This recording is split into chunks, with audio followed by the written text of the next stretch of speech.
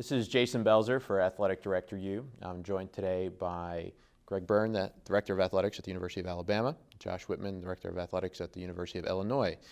We're going to discuss leading amongst constant industry change and strategic execution and planning. So gentlemen, the first question that I have for you is, how do you stay abreast of the new changes that are happening within the industry? It seems like college athletics is evolving by the week. You obviously run very large operations, two of the largest operations in college athletics. How do you personally stay abreast of what's going on in the industry, and also how do you keep your staff aware of the things that they need to know that may be coming down the pipe?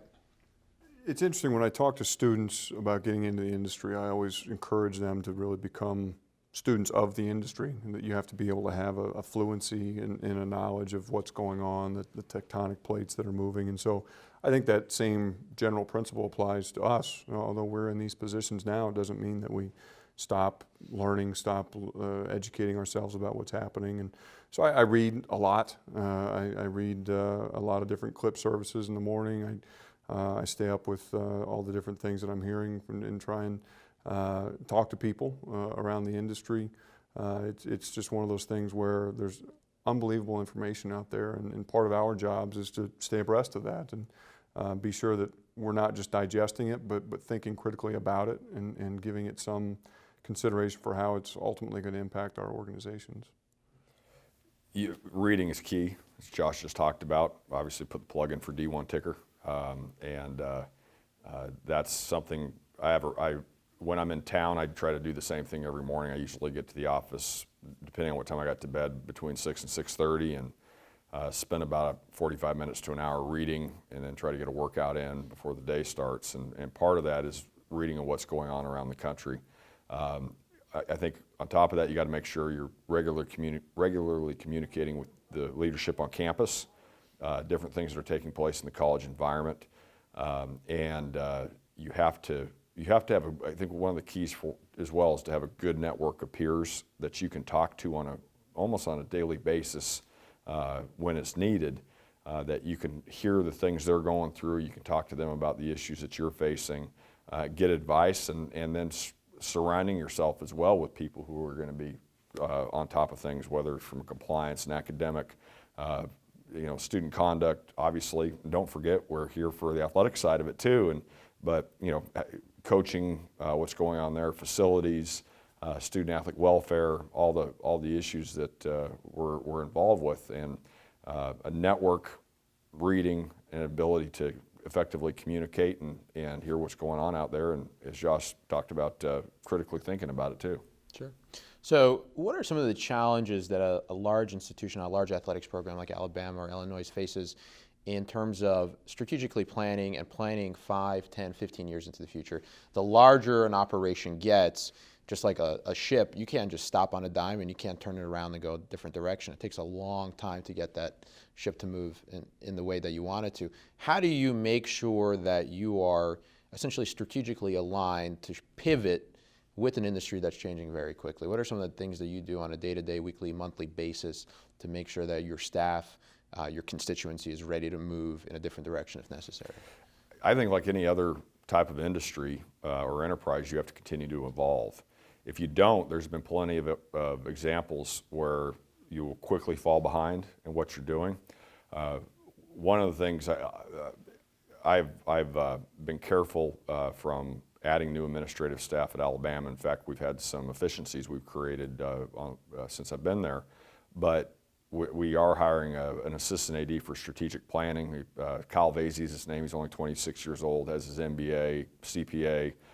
He was a basketball manager for us during my time at Arizona, and identified him, and he was able to do a lot of analytics for us on the business side and on the competitive side, and really was doing some things to really help us with our decision making, what we're doing. He's come to Alabama with me, and we're going to bring him in to really be focused on those very things that you're talking about. And what I know from what I watched previously is that quickly, both from a competitive standpoint, athletic standpoint, and then from a business standpoint, he will have a lot put on his plate. And that's an area that I think if you structure that and do that right, you can really be continually evolving in what you're doing in those areas that hopefully gives your athletics department the best possible opportunity to make sure you're on the forefront of what you do. I think that's exactly right. It's not just digesting what's happening, but putting a plan together to react and think about what the future holds. And the biggest challenge in our world is time. It's just there are so many things that happen in an organization of our size that require your daily attention, and so you really have to be disciplined in your time management and your thought process, and carve out time every day to kind of pick your eyes up off the road that you're walking and look at the horizon and think 5-10 years down the road, as you mentioned. And so we've taken a slightly different approach than Greg has. We haven't necessarily created a single position that's looking with a critical eye at strategic planning, but we have been very intentional in carving out time amongst our senior staff. We have an executive staff that meets weekly, and that meeting is more intended at big picture thinking. We really want to not focus on the issues of the day, but focus on the issues of tomorrow. And we put a series of retreats in place over the course of the summer where we get together and talk about some of these longer term items. And I think our staff enjoys that. I think everybody wants to participate in that process. And but it is something that requires a lot of discipline, and it's really easy to get caught up in the day-to-day, and you just have to force yourself to create that time to give those things some thought looking down the road. Piggybacking on what he just said, you are pulled, and our staff is too, it's not just us as the ADs. Absolutely. We're pulled in so many different directions, and sometimes you'll sit and talk about who your constituents are. First and foremost, it's the university, it's the student athletes, and then it's the fans of your program, alums and fans of your program. And you think, well, that's not that complex. Well, yeah, it actually is once you start looking at the other layers of it that comes along with that. And finding that time to do that is critical for your success as a department, and because it is evolving dramatically, and you have to find that time, and commend you for what you all are doing with that. That's great. So, Josh, you kind of hit upon it just now. You create a strategic plan, you have it ready, now you actually have to execute. And the majority of great organizations struggle to execute on their strategic plans, because to take some idea from a very high level and then to bring it down to, from your C-suite down to the mid-level managers, down to the frontline employees, things get lost in communication. It's difficult to motivate people over long periods of time, especially for a strategic plan that may take years to implement and see through, just like a capital campaign for facilities or whatever it may be. How do you ensure that you are not only communicating the message correctly, but also making sure that it's being executed correctly by each employee at each level of your organization? Well, that's sort of the magic dust, isn't it? I mean, making sure that the plans are being executed in a way that carries forward that vision is the hard part. That's trying to motivate 300 some odd people in a department to see things in the same way and execute a vision is difficult. But I think the key is you empower people to put their own stamp on what they're doing. Hopefully they've been involved in the process of developing that plan in the first place, so they feel some ownership, some pride. It's not just us coming out of this executive meeting saying, here's what we're going to do. It's an evolutionary process where we're seeking input, we're modifying our plans, nothing's set in stone, everything has to be fluid because of the world we live in. And so a lot of it just, I think, comes down to that, is trusting people to do good work, giving them a voice in the process, and then encouraging them to make modifications as they go. Yeah, I mean, you have to have buy-in from all levels, and a key component of that is communicating with them to where they feel, even if they haven't necessarily helped create what the strategic plan is, to where multiple layers of the department do feel they have some input and there's communication. It's not done in a vacuum, and that you have the ability to where it's when you just have an all-staff meeting, for instance, and that you can share specific items that you're working on as a department and say, give me some feedback. Let me know. And one of the things that Alabama hasn't heard quite as much yet, but they will, is don't tell me what I want to hear, tell me what I need to know. And create avenues for good constructive feedback, and that gives them value, that they feel valued. We all want to feel valued, and one of the key components of successful organizations is for every part of your organization to feel like their role and what they do is critical for your success. One of the things I'm not perfect at it, but really work on, I try to get to know the custodial staff. Because if they walk into if recruits and fans walk into our facilities, some of them may be old, but they can be clean. And so if they feel valued for the role that they bring for our department, that's going to make them do the best job they possibly can. And that goes to every level of your department and what you do. I mean as the AD, my boss is Dr. Bell, the president. I like the fact when Dr. Bell knows a little something about myself, which he does. He does a wonderful job with that. Makes you feel valued. And we all want to have that. Yeah, I think Greg hit on it. Communication is just so critical, and I think sometimes people see the results. They see, well, we're having a meeting, we're talking about this. Sometimes they don't recognize all the work that goes into determining how that communication happens. You know, how often are you going to meet with your head coaches? How often are you going to meet with your whole staff? How often are you going to meet? You know, there's a whole set of layers in an organization of our sizes, and there's strategy just into developing that simple communication process where you're figuring out your frequency and form of your meetings and your communications, and that goes a lot to do with how effective it happens, I think. Sure. Talk to me about alignment with your conference brethren. Obviously, there are things that are executed on the conference level, like the SEC network or the Big Ten network, but also you're competing with them on a day-to-day basis. And so you're trying to keep your departments ahead of the pack while also trying to work hand in hand with these other institutions. Is there a dichotomy there that's something that you have to work on, or is it something that we're in it all together and we're gonna get there, and if we're not first, that's okay because we can do it as a league?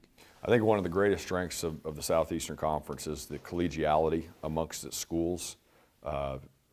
Obviously, in just like the Big Ten, there's the level of competition, the level of interest is sky high, and so you want to beat each other. There's no doubt about it. But a couple of my best friends are other athletics directors in the SEC. You know, Mitch Barnhart at Kentucky, I worked for 7 years. I wouldn't be where I am without him. And Mitch and I will call each other and talk about different issues, hiring coaches, sharing information on those types of things. Because at the end of the day, I want Mitch to be successful as the AD at Kentucky, and I know he wants me to be successful as the AD at Alabama. And I think that's more common than what you really think, because that, you know, the competition of what takes place is one of the things that makes intercollegiate athletics so special. And so the SEC's done a wonderful job of that. Back in the Pac-12, the ADs got along pretty well too, and so that I think I wouldn't want to be part of a conference where that's not the case. And Greg Sankey helps foster that too on a regular basis. He stays in touch with us regularly. I talked to him yesterday, and so there's great effort by the conference staff too to regularly communicate and engage with your schools, so there's a good pulse so they know what's going on, what the issues are, and that helps everybody collectively. It's the same for the Big Ten. I really feel that our conference is one of our strengths, and that we've fostered a real strong sense of community amongst our athletic directors and our athletic programs.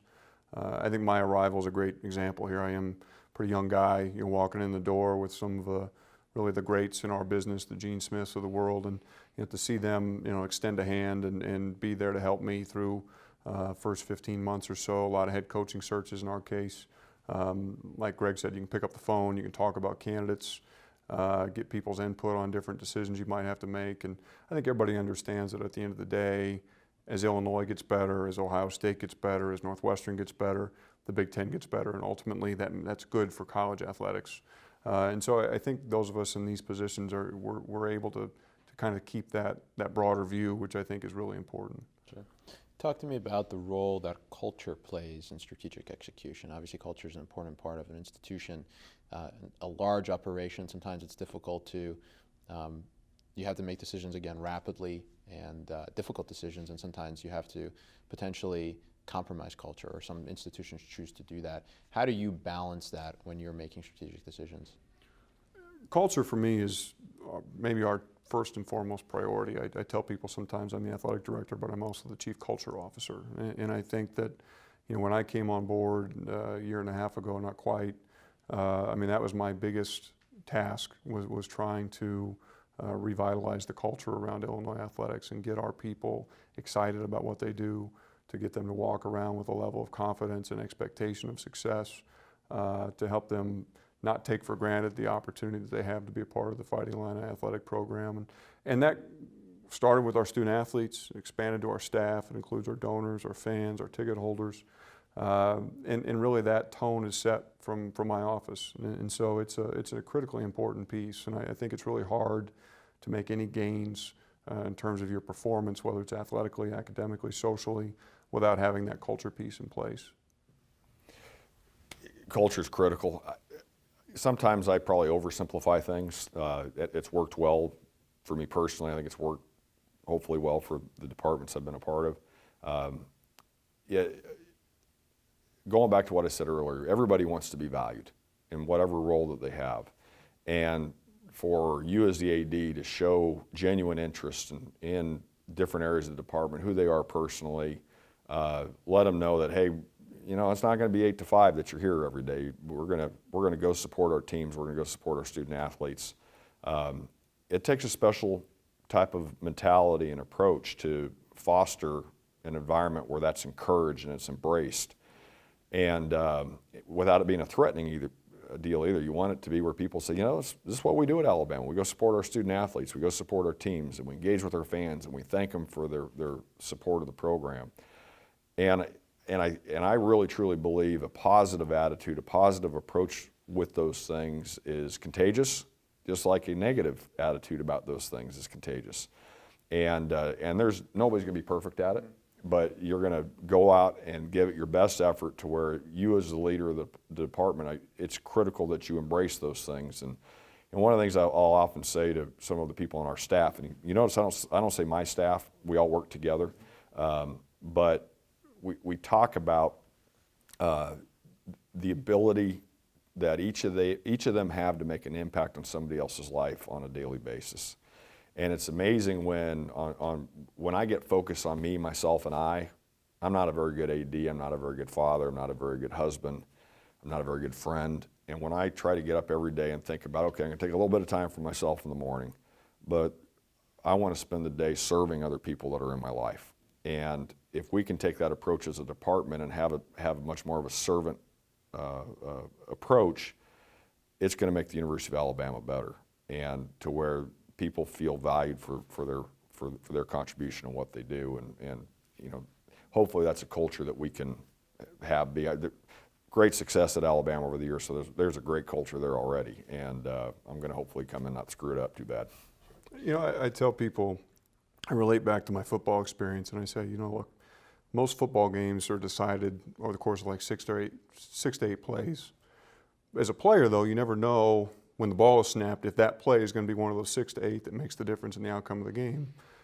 Interacting with people is kind of the same way, right? You interact with people hundreds of times a day, and you don't know if one of those interactions is going to be the one that really makes a difference for them on that day. And so you better play every interaction as if it's the one that's going to really matter. And I've learned that you have an interaction that in your own mind might be pretty benign, and for that other person, that could be the highlight of their day. And you just never want to lose sight of that. I think it's a really critical piece to the value part that Greg talked about. I'm sure you're finding this out even more so now that you're at Illinois.